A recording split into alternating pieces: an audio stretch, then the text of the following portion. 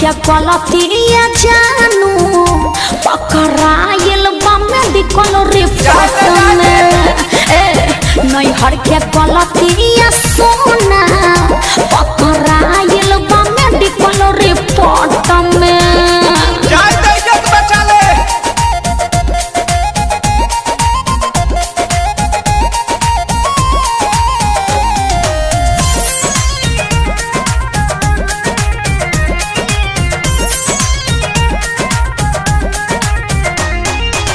से कहीं डर लागता ई सब झगड़ा के घर लागता।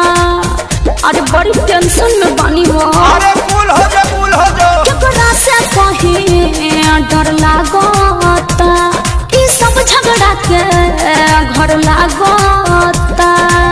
चलो कंप्लेन पहले पाती हाई कोर्ट में। कैसे चलो कंप्लेन पहले पाती हाई कोर्ट में का ना नैहर के गलतिया जानू पकड़ाइल बा मेडिकल रिपोर्ट में।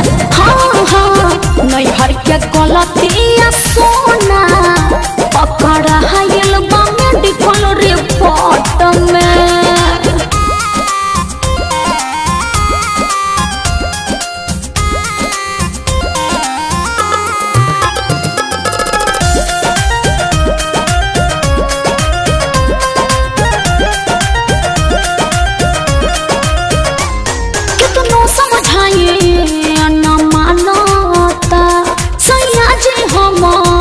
सब जानता अरे का करी कुछ समझ में नहीं खेबा।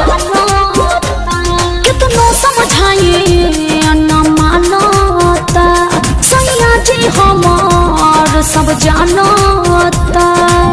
राखो विश्वास रोशन बारे सपोर्ट में। राखो विश्वास पर मुझे बारे सपोर्ट में। सुना ना नैहर के गलतिया जानू पकड़ाइल बा मेडिकल रिपोर्ट में। हाँ नैहर के गलतिया सोना पकड़ाइल बा मेडिकल रिपोर्ट में।